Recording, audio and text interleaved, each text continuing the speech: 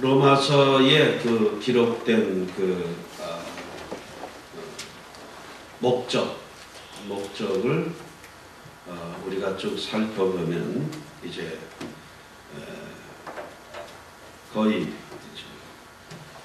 5장 13절까지가 그 내용이 다 끝나게 되고, 그 이유는 사도 바울의 또 다른 어떤 그 사람들과의 관계를 설명하는 내용입니다. 그리고 안부 인사를 맺으면서 이 로마서는 끝나게 됩니다.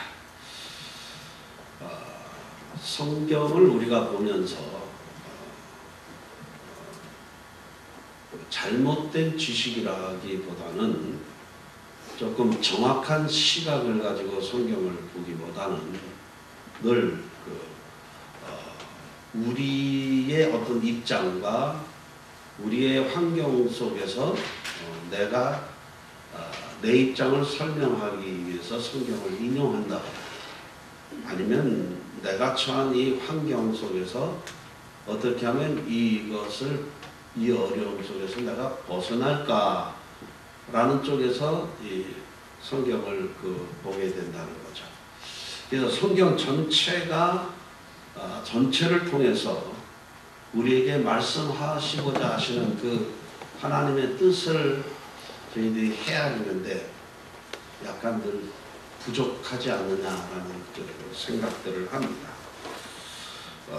성경을 우리가 읽는다라고 하는 것은 성경을 읽는 순간 우리는 이 성경을 해석을 해가기 시작하는 겁니다. 그것은 설교를 하는 목사만 설교를 해석을 하는 것이 아니라 여러분 스스로 성경을 읽는 그 순간 그 성경을 읽는 그 행위 자체가 해석을 해나가는 거예요. 그래서 수많은 사람들이 성경을 읽으면서 그 해석을 하는 그 기본적인 원리를 바로 배우지 않고 성경을 해석하게 되면 이 성경이 중구난방으로 해석이 되고 성경에서 본래 우리에게 전달하고자 하는 그 의도를 잃을 때가 상당히 많다라고 하는 겁니다. 또 사람들이 죄를 짓고 감옥에 갇히면 그 예수 믿는 사람들이 꼭 하는 일이 그 감옥에다가 성경을 집어넣어 주는 일을 하게 됩니다. 그래서 이제 할 일이 없으니까 성경을 이렇게 사람들이 읽습니다.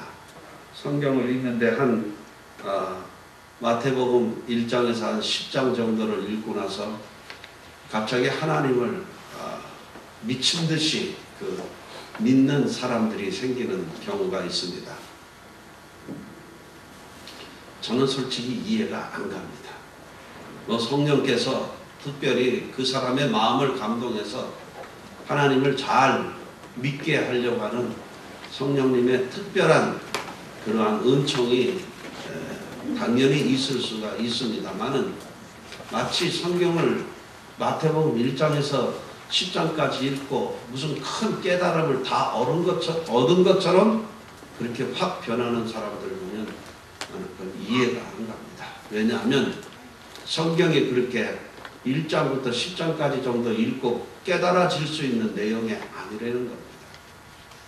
그 수많은 세월을 성경을 읽으며 그 수많은 세월을 기도하며 묵상하며 깨닫고자 하는 그 깨달음이 저 같은 경우는 60년의 세월을 걸려서도 여전히 그 미완성의 단계에서 그저 최선은 다한다는 뿐이지 여전히 이 완전하다라고 하는 차원에서는 여전히 저는 부족하다라는 고백을 할 수밖에 없습니다. 용감했지요.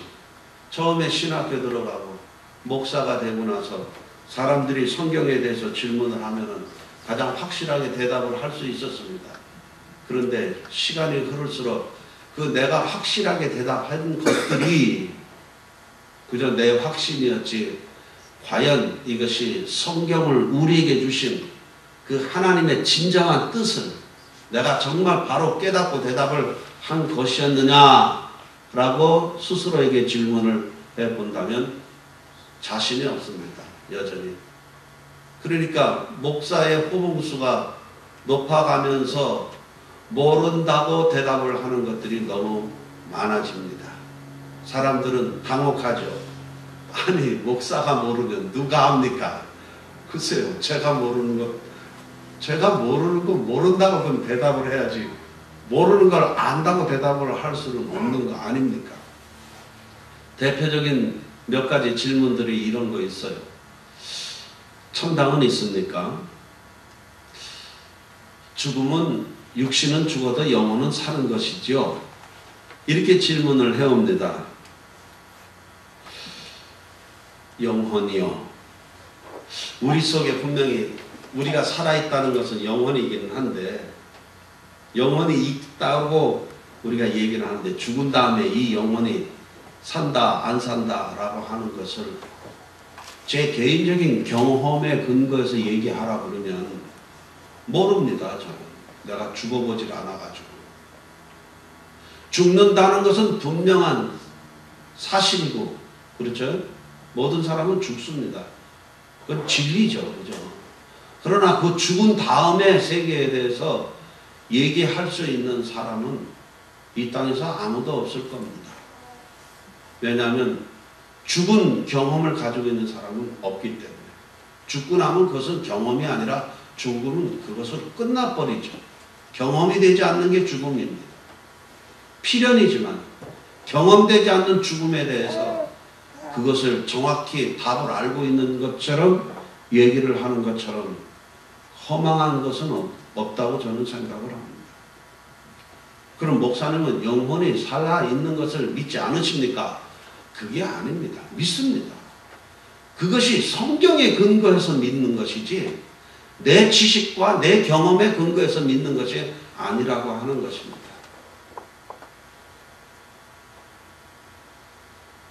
내 경험 가지고 깨달은 것이 진리다라고 이렇게 그것도 얘기할 수 없는 판에 내가 보지 않은 것을 정확하게 그렇다라고 얘기할 수 있는 것은 아닙니다. 내가 믿는다는 것과 그것이 사실인지 아닌지는 정확히 얘기할 수 없다는 거죠. 이것을 사람들이 늘 혼동을 합니다. 천당은 있습니까? 성경에 있다고 하기 때문에 저는 믿습니다. 왜냐하면 저는 성경을 믿고 있기 때문에 그렇죠. 그 천당을 나는 경험해 보지 못했습니다. 죽어서 가는 천당. 그러나 분명한 것은 내가 본 성경을 통해서 내가 깨달은 그 천당의 개념, 내가 깨달은 그 구원의 개념은 죽어서 무슨 하늘나라의 큰 복을 받고 하는 것은 그것은 내 영역 밖의 일이라고 저는 생각을 합니다. 오늘 이 땅에서 우리가 할 수 있는 일이죠. 그것이 구원의 개념에 담겨야 되고 천당의 개념에 담겨야 된다고 생각을 하는 겁니다. 죽어서 가는 천당은 그 부차적인 문제이고 오늘 내가 살고 있는 이 땅에서 내가 그렇죠. 천당을 느끼지 못한다면 죽어서 가는 천당이라는 것이 무슨 의미가 있겠느냐라고 하는 겁니다. 그 나라에서 받을 복을 여러분들이 원하십니까? 이 땅에서 천국을 만들어가는 노력을 하십시오. 저는 그 노력을 한 만큼 그 땅에서도 큰 복을 받을 거다라는 그렇게 생각을 합니다. 똑같이 이 하나만큼 노력을 한 사람과 100 정도의 노력을 한 사람이 똑같이 천당에 가가지고 똑같이 하늘나라의 복을 누린다면 그것처럼 불공평한 건 난 없다고 생각을 합니다. 노력한 만큼, 이 땅에서 수고한 만큼, 애쓴 만큼, 이 땅에서 그 나라를 이루어 가기 위해서 정말로 진력을 다한 만큼 그만큼 더 보상을 받아야 되지 않겠습니까? 그것이 공평한 거 아니겠습니까? 진정한 공평이라면. 천당에 가고 안 가는 건 그 하나님의 영역에 속해 있는 것입니다. 그러나 분명한 것은 그 나라에서 받을 복도 이 땅에서 행한 만큼 받는 것이라고 저는 세월이 갈수록 이것이 점점 더 믿어집니다. 명확하게 믿음으로 구원을 받는다라고 얘기를 하는 사람들이 가지고 있는 개념, 그것 가지고는 제가 얘기를 하는 것이 아닙니다. 로마서를 통해서도 이 확신이 들어옵니다. 이 루터라는 사람이 믿음으로 구원을 얻는다라는 말을 정확하게는 했지만 그 개념을 전혀 다르게 얘기한 것 때문에 우리가 이 땅에서 당연히 해야 될 하나님의 백성으로서의 행위를 소홀히 여기는 경향이 있다라고 하는 겁니다. 제가 아까 광고 시간에도 얘기를 했지만 예배 시간 하나 지키지 못하면서 사람들이 보지 않는 가운데서 하나님의 뜻을 행한다? 그건 거짓말입니다. 눈에 보이는 조그마한 정성을 그것에다가 마음을 쓰지 못하면서 큰 것에다가 마음을 쓰고 행한다? 그건 거짓말입니다. 바깥에서 새는 바가지는 안에서도 새는 법입니다. 자그마한 일을 하지 못하면서 큰 일을 행한다? 그것은 자기 교만이에요. 자기 교만. 성경을 하나님께서 주신 이유가 무엇이겠습니까? 베드로전서 2장 2절에 보면 이런 말씀이 있죠. 너희들은 하나님의 말씀 곧 그 신령한 젖을 사모하고 그래서 그 신령한 젖을 먹고 자라라. 자라는데 이렇게 표현을 합니다. 구원에 이르도록 자라라 라고 하는 겁니다. 그냥 예수 그리스도의 십자가의 은혜로 그거 믿고 구원을 얻는다라고 하는 그런 단순한 논리만 가지고 얘기할 수 없는 내용들이 거기 담겨져 있습니다. 자라라라고 합니다. 의식이 자라야 되고 이 자란다라고 하는 것은 같이 우리의 행함도 우리가 가지고 있는 의식만큼 뒤따라하지 않으면 그건 자란다라고 얘기하지 않습니다. 그건 불균형입니다. 불균형. 하나님의 말씀을 많이 배우셨습니까? 신학을 많이 배우셨습니까? 그래서 어쨌다는 겁니까? 여러분들이 배운 만큼 행함이 뒤따르지 않으면 그렇죠. 가분수예요. 불균형이에요. 언밸런스예요. 배운 만큼 행하지 않으면 안 됩니다. 우리 교회는 뭐 원했든 원치 않든 간에 신학 공부를 하신 분들이 참 많네요. 석사 학위도 가진 분들 많고 어쩌다는 겁니까? 다른 교회 일자 무식으로 모인 사람들보다 과연 그 사람들보다 우리가 생각하는 것이 조금 더 나은 적이 있었는지 한번 생각을 해볼 것이며 우리가 그 사람들보다 열심으로 봤을 때 조금이라도 그 열심이 더 있었는가 생각해 볼 때 우리 안 배운 것만도 더 못하지 않습니까? 배운 것이 오히려 나에게 비수가 돼서 내 신앙의 가장 취약한 약점을 찌르고 들어오고 있지 않느냐라고 하는 겁니다. 배웠으면 배운 만큼 행동을 하셔야 되는 겁니다. 가졌으면 가진 만큼 가진 자로서의 행동을 해야 되는 것입니다. 구원받아서 천당 가자, 죽고 난 다음에 천당 가자, 그거 기대 당연히 하셔야 됩니다. 그러나 그 천당 가시려면 이 땅에서 내가 살아 숨쉬는 그 순간 하나님의 나라라는 것이 어떻게 이루어지는 것인지를 실천할 수 있어야 됩니다. 실천할 수 있어요. 로마서 15장에 보면 성경을 주신 이유에 대해서 이렇게 말씀을 하십니다. 4절 전에 기록한 것은 성경입니다. 우리에게 교훈을 주려고 한 것이며 성경이 주는 말씀을 통해서 인내하고 그렇죠. 그 다음에 위로를 받으며 소망을 갖게 한다라고 합니다. 그 말이 무슨 말이에요?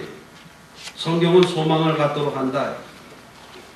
예수 믿으니까 살아야 할 이유가 생겼다 이렇게 얘기를 하게 만든다라고 하는 겁니다. 예수 믿으니까 이 산다는 의미가 뭔지를 알았다. 예수를 믿으니까 함께 더불어 산다는 것이 무엇인지를 알았다. 소망을 갖는 게 그겁니다. 구체적으로 5절에는 더 이렇게 표현을 하고 있죠. 예수 그리스도를 본받아 같은 생각을 가져라 이렇게 얘기해요. 같은 생각을 가져라. 제가 이렇게 얘기를 하니까 사람들이 잘 이해를 못해요. 예수를 믿는 것은 위치 이동을 하는 것입니다. 위치 이동이 뭐예요? 우리는 십자가에 죽으신 그 예수를 계속 본단 말이죠. 그 예수를 보고 있는 한은 우리는 예수님과 끊임없이 간격을 가지고 있는 겁니다. 바라봐야 될 예수는 롤 모델로서 내 삶의 그 실천의 한 가운데 그분이 오셔야 되는 겁니다. 그분의 심장이 내 심장이 돼야 되고, 그분이 보는 것이 나의 시각이 돼야 되고, 그분이 생각하는 것이 내 생각으로 바뀌어야 된다라고 하는 겁니다. 그래서 예수를 믿는다는 것은 십자가를 바라보는 것이 아니라 십자가에 매달리신 그 예수님과 함께 같은 자리에서 같이 십자가에 매달리는 겁니다. 그래서 십자가를 등에 지는 겁니다. 그래서 우리 눈에 십자가가 안 보이는 겁니다. 우리는 십자가를 등지고 주님께서 박히신 못자국만 우리가 보는 것이지 십자가를 보고 있는 것이 아니라고 하는 겁니다. 우리들은 늘 십자가만 봅니다. 그래서 그리스도께서 원하시는 그 삶과는 아무 상관없이 그 십자가를 보고 내 속에 있는 한풀이를 하고 내 속에 있는 소원을 아뢰고 나의 모든 필요를 채워주신 주님으로만 바라보고 있는 겁니다. 그게 아닙니다. 목표가 달라져야 된다라고 얘기를 했습니다. 세상 사람들과 똑같이 잘 살자라는 목표를 가지고 있는데 세상 사람들은 적자생존의 원리에 따라서 끊임없이 자기 살고 다른 사람을 죽이는 일을 하지만 예수 믿는 사람들은 기도로 그 일을 행하자? 아닙니다. 목표가 달라져야 되는 겁니다. 잘 살자가 아닙니다. 다른 사람보다 더 잘 먹고 건강하게 살자, 더 출세하자, 권세를 갖자, 더 힘을 갖자, 이것이 우리의 목표가 아닙니다. 그 목표를 버리는 것이, 그것이 신자의 삶입니다. 아마 여러분들이 제일 저하고 말씀을 상고하면서 가장 받아들이기 어려운 힘든 것이 바로 그겁니다. 왜 다른 교회에서는 그렇게 설교를 안 하는데 왜 꼭 목사님은 반반 떨어지는 설교를 계속 합니까? 좀 축복에 대한 설교를 좀 해주시죠. 뭐가 축복입니까? 하나님의 말씀대로 사는 것이 가장 큰 축복이요. 하나님께서 예수 그리스도를 통해서 이 땅에 그의 나라를 이루고자 하시는 그 일에 동참하는 것이 가장 큰 축복입니다. 축복의 개념이 바뀌어야 되는 거예요. 인생의 목표가 바뀌어야 되는 겁니다. 그래야 교회의 존재 이유가 달라지는 겁니다. 끊임없이 교회가 무엇 때문에 존재합니까? 이 질문을 우리가 하셔야 되는 겁니다. 이 질문은 저는 신학을 시작한 지 30년 동안 계속 해오고 있고 그 질문의 그 크기가 이 연륜이 쌓일수록 더 커져서 저 괴로워 죽겠습니다. 내가 지금까지 한 이 목회의 형태가 내가 지금까지 전했다고 하는 이 하나님의 말씀이 과연 하나님이 원하시는 것을 과연 행했는지에 대해서 정말 심각하게 저는 생각을 합니다. 고민을 합니다. 너무 고민을 합니다. 머리가 터질 것 같습니다. 그리고 제가 그 고민을 하면서 교회를 보면서 다른 교회들을 보면서 과연 이렇게 교회의 본질을 떠난 메시지와 교회의 본질을 떠난 이러한 조직들이 과연 무슨 의미가 있겠느냐라고 하는 생각을 계속 합니다. 그래서 그 극단적인 표현으로 차라리 성경이 없었다면 착하게 살자 하는 하나만 가지고 우리가 버틸 수 있었을 거인데 차라리 목사들이 없었다면 그 목사들을 따라 수갈래 사람들이 잘못된 생각을 가지고 이제 소경이 소경을 인도하는 것처럼 같이 구렁텅이에 빠지는 일은 없었을 터인데 어린아이 하나를 실족해 하면 차라리 그 아이의 목에다가 연자 맷돌을 매고 바다에 빠치우는 것이 낫겠다라고 하신 그 주님의 말씀이 너무 심각하게 요즘 저에게 다가옵니다. 과연 내가 선생이라고 하면서 과연 사람들을 옳게 내가 끌고 갔는지 이 부분에 대해서 너무 안타깝습니다. 다시 태어난다면 여전히 목사라고 하는 것은 상당히 매력 있는 일이지만 하고 싶지 않습니다.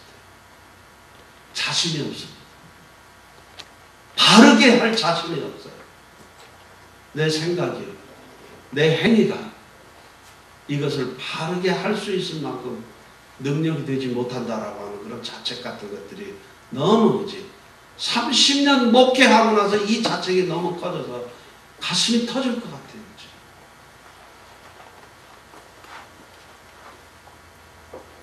그 안타까움을 저는 설교에 담는데, 그 안타까움이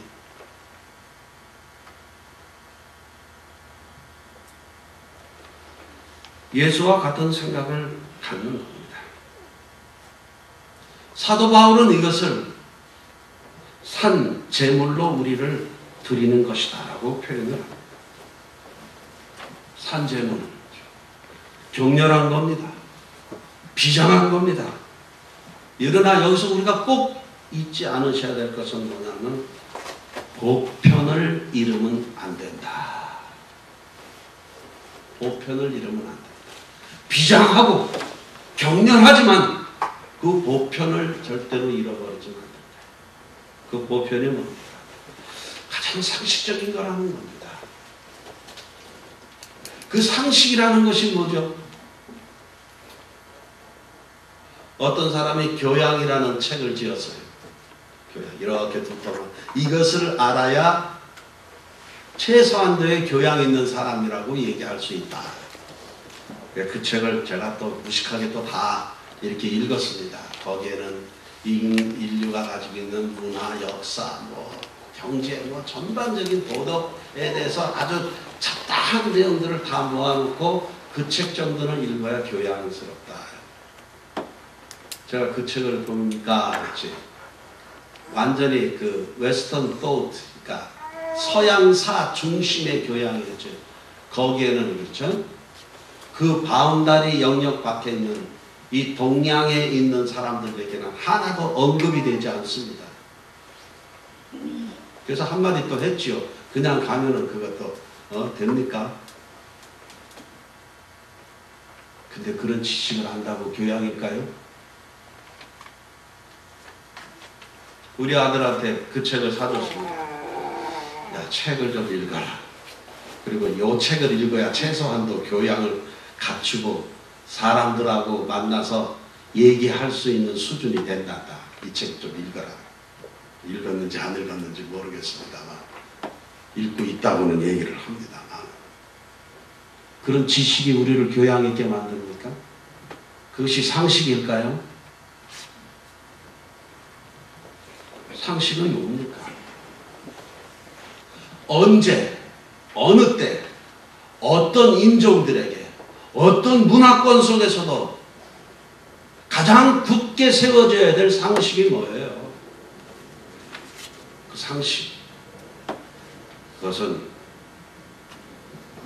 사람은 살아야 된다라고 하는 겁니다. 이것이 가장 큰 상식. 이것이 가장 큰 보편이라고 하는 겁니다. 제가 칼빈주의를 버린 이유가 그겁니다. 바로 그 가장 기본적인 보편적인 상식에 맞지 않는 교리의 체계를 가지고 있기 때문에 선택과 유기라고 하는 그 이중예정론을 그것이 정말 옳은지 모르겠어요. 그러나 옳다 하더라도 저는 버립니다. 왜냐하면 내가 가지고 있는 상식, 내가 깨달은 성경이 우리에게 얘기한 가장 그 보편적인 상식, 생명은 가장 소중한 것이다라고 하는 그것에 반하는 교리이기 때문에 칼빈주의자, 태어나면서부터 칼빈주의자였지만 저는 그 칼빈주의를 버렸습니다. 성경에서 얘기한 가장 그 보편적인 상식에 어긋나는 이야기이기 때문에 그렇습니다. 생명의 가치가 가장 소중한 겁니다. 논문을 쓰면서 고민을 무지하게 했습니다. 제가 박사과정을 마치고 14년 만에 논문이라고 하나 끄적거려서 써가지고 단신히 학위를 받았습니다.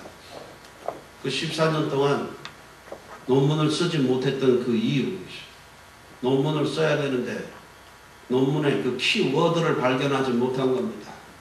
이 키워드, 그저 상식적인 수준에서의 그 키워드를 발견할 수가 없었어요. 얘기를 하려면 많이 있지만 정말로 내가 원하는 그 키워드는 발견을 못했습니다. 5년 만에 그 키워드를 발견했습니다. 그 단어가 바로 멀티튜드라는 단어였습니다. 인사이트가 강하게 왔습니다. 아, 이것을 가지고 논문을 쓰자.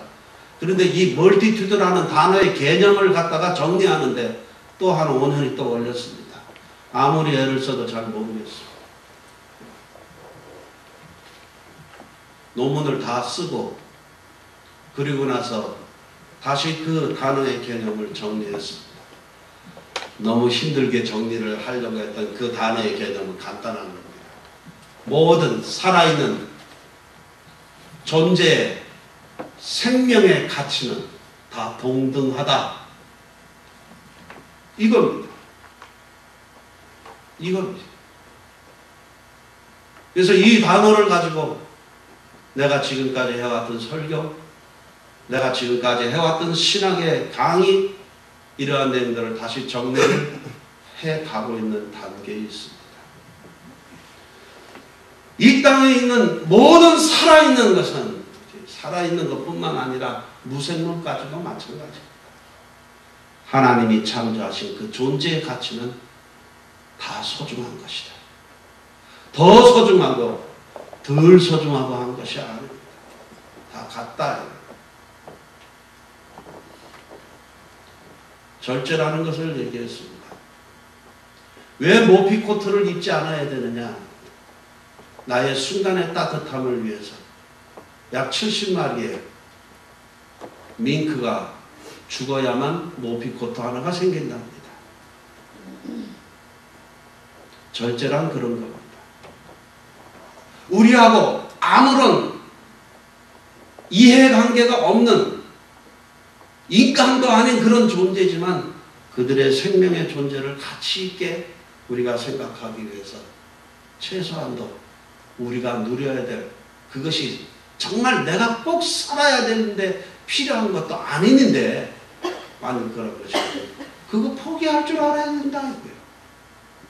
이것이 상식입니다.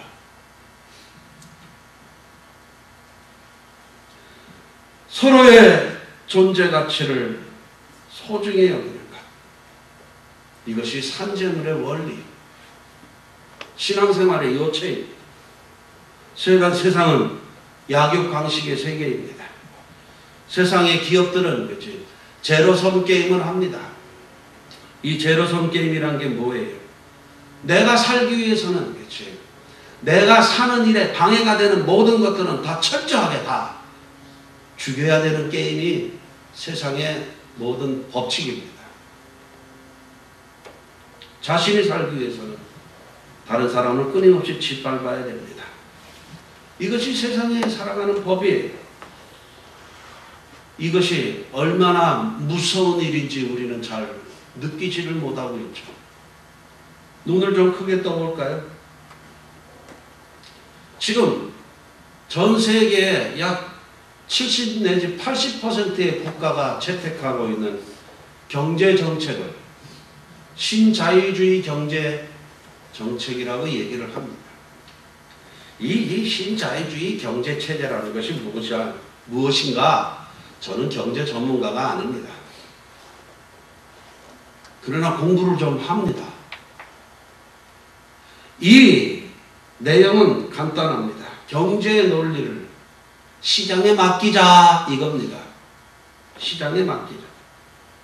그 시장에 그 경제의 논리를 맡겨버리니까 어떻게 되죠? 있는 사람들만 더 잘 삽니다. 거대한 자본이 작은 자본을 끊임없이 주워 삼키고 작은 자본을 끊임없이 멸절을 시킵니다. 돈 버는 장사꾼들은 절대로 돈 버는 일에는 양보가 없습니다.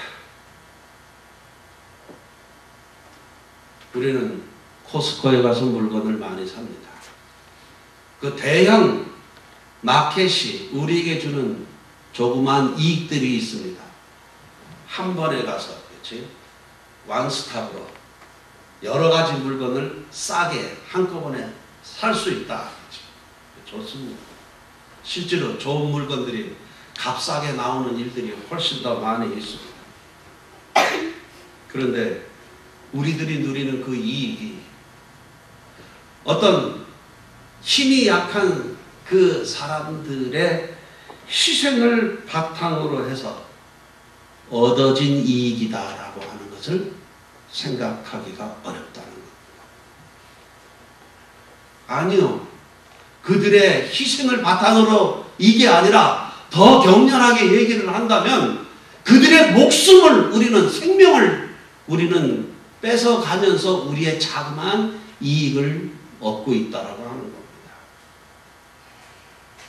우리는 그것을 선택할 방법이 없어요. 거대한 자본가들이 만들어놓은 그 경제 구조 속에 우리는 길들여지면서 순응하면서 살고 있는 겁니다. 우리가 그 길들여지고 있는 그 순간에 그 사람들은 거대한 자본을 통해서 힘없고 돈 없는 사람을 착취하고 그들의 착취를 기반으로 해서 우리는 자그마한 이익을 얻고 지금 우리는 살고 있다라고 하는 것이죠. 어떻게 해볼 방법이 없습니다. 힘이 없어요. 그들 보고 포스코 문 닫으라고 얘기할 수 없습니다. K마트 문 닫으라고 얘기 못합니다. 월마트 문 닫으라고 얘기할 수 없습니다. 그들이 하나님 잘 믿고 변해서 그들이 가지고 있는 그 약육강식의 논리를 버리고 이 땅에 있는 모든 사람들과 함께 더불어 살아가는 경제체제를 그 힘있는 사람들이 만들어갈 수 있도록 우리는 하나님께 기도할 수밖에 없다라고 하는 겁니다. 이스라엘이 왜 망했는지 아십니까? 공의를 상실했기 때문에 망했습니다. 그 공의가 뭡니까? 함께 더불어 살아가는 삶을 그들이 저버리고 가진 자들이 끊임없이 가지지 못한 자들을 훑어먹고 토색질하고 그들의 생명을 소중히 여기지 않은 결과 나라를 지킬 사람이 없었다. 나라가 있으면 뭐합니까? 여전히 가진 자들이 가지지 못한 자들을 갖다가 토색질 해먹는데 정권이 바뀌면 무슨 상관이 있어요? 중공군이 다스리면 어떻고 미국군이 다스리면 어떻습니까? 힘없는 사람들에게는 자기네들에게 먹을 것 충분히 주고 살 수 있는 기반 만들어주는 사람이 최고 아니겠습니까? 이스라엘이 망한 것은 그 민중들을 그 삶을 지탱해줄 그 기반을 가진 자들이 다 뺏어버렸기 때문에 그들은 외세에 대항할 힘도 없었어요. 포로로 끌려갔습니다. 70년 동안 포로 생활을 하고 그 사람들이 다시 돌아왔습니다. 그리고 나서 그 사람들은 그 가진 자들의 그 기득권을 또 유지하기 위해서 포로로 끌려갈 가치조차 없이 그 땅을 지켜왔던 사람들을 또 죽이기 시작했습니다. 그것이 에스라 성경을 통해서 우리에게 보여준 잘못된 믿음의 실상들이라고 하는 거예요. 이것을 이해가 안 되니까 어떻게 사람을 죽이냐?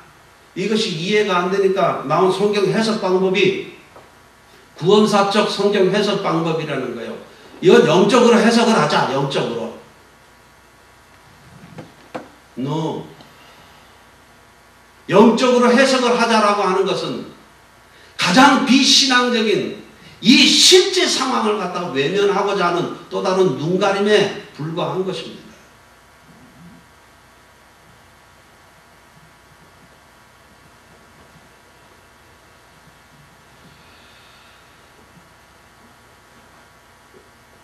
우리 같은 사람들 너무 힘이 없어서 할 수 있는 것이 없어요. 기도해야 됩니다. 그래서 그 사람들이 복음을 받아들여서 이 복음이 추구하는 그 본질, 모든 사람들이 다 함께 그 생명의 가치를 존중히 여기자라고 하는 그 본질을 깨닫고 그들이 변하는 것밖에는 방법이 없어요. 하나님만이 하실 수 있는 일이죠. 하나님만이 하실 수 있는 일이죠. 그리고 우리는 우리가 할 수 있는 최선의 것을 우리는 실천해 가는 것밖에 방법이 없다라고 하는 거죠. 그것이 뭡니까? 오늘 이렇게 얘기하시잖아요. 너네들 믿음이 세냐? 그 믿음이 약한 사람의 약점을 돌봐줘라. 세다고 생각하면 돌봐줄 줄 알아야 된다. 그 약점을 보완해 줄 줄 알아야 된다. 믿음이 강한 것을 사람들에게 자랑하지 말고 믿음이 연약한 자의 연약함을 도와줄 수 있어야 된다라고 얘기를 합니다. 돈을 가진 사람들이 돈을 가진 걸 자랑하지 말고 그 돈을 가지고 돈 없어서 고통당하는 사람의 삶을 도와줄 수 있어야 된다라고 얘기를 합니다. 지식을 많이 가지고 있는 사람은 그 지식을 자랑하지 말고 그 가진 지식을 통해서 지식이 부족한 사람들의 삶의 부족함을 보충해주고 채워줄 수 있어야 된다라고 얘기를 합니다. 이것을 예수께서는 하나님을 사랑하느냐? 그것은 곧 사람을 사랑하는 것이다 라고 그렇게 표현을 하셨습니다. 사람 사랑할 줄 모르는 신앙, 사람을 소중히 여길 줄 모르는 그 믿음, 아무짝에도 소용없어요.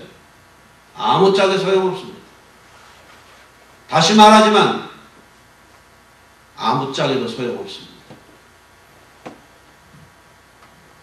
사람을 존중히 여길 줄 모르는 무슨 의미가 있죠?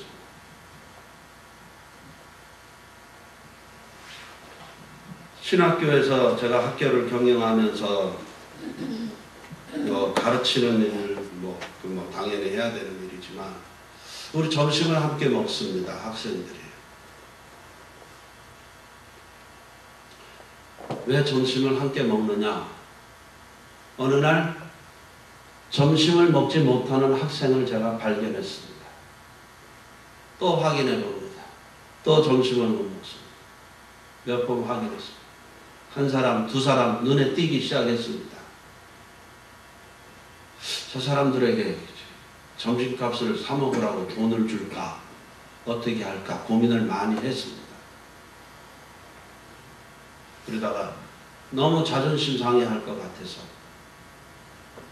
함께 그저 같이 돈이 더 들지만 다 학생이 함께 밥을 먹는 방향으로 저는 나갔습니다. 그리고 그 밥을 함께 먹기 위해서 저는 이 교수, 저 교수, 저 목사 사람들 만나서 앵벌이 하듯이 돈을 뜯어내가지고 그 점심값에다가 한 학기에 몇천 불씩을 또 이렇게 보태줬습니다. 어느 날 학생회장이 찾아왔습니다. 왜?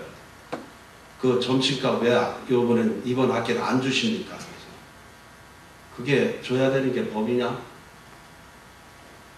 그게 아니었거든. 본질은 잃어버리고 그것이 당연하게 해줘야 될 일이라고 또 요구를 합니다. 너네들 생각을 좀 바꿔야 되겠다. 매 학기마다 몇천 불씩 점심값을 내가 보조해 준 것은 내가 돈이 있어서 돈이 있는 사람들의 돈을 뜯어다가 해준 것이 아니라 우리의 마음의 표현이었다. 법이 아니고 의무가 아니었다.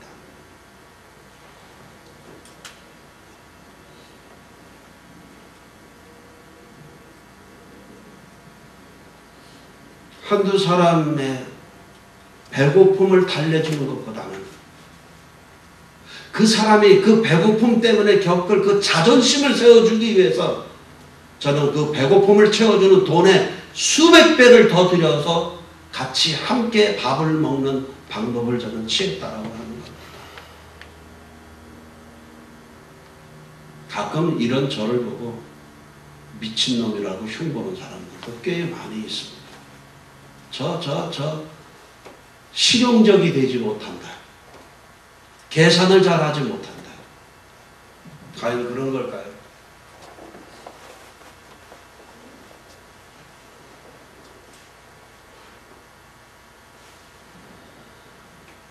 약한 사람들의 약점을 돌아본다.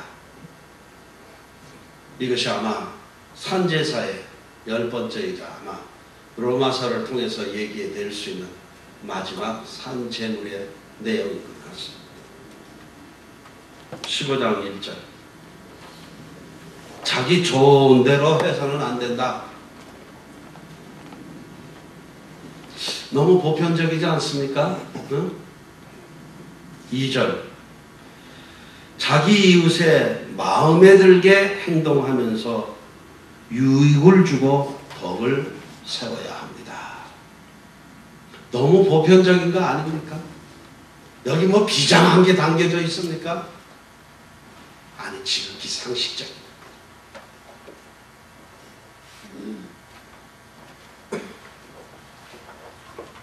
잔잔하게 서로의 아픔을 볼 수 있는 눈을 뜨고, 우리가 어떻게 하면 저것을 오른손이 하는 일을 왼손이 모르게 할 수 있을까? 어떻게 하면 저 사람의 존재 가치를 세워가면서 이 일을 보충해주고 채워줄 수 있을까?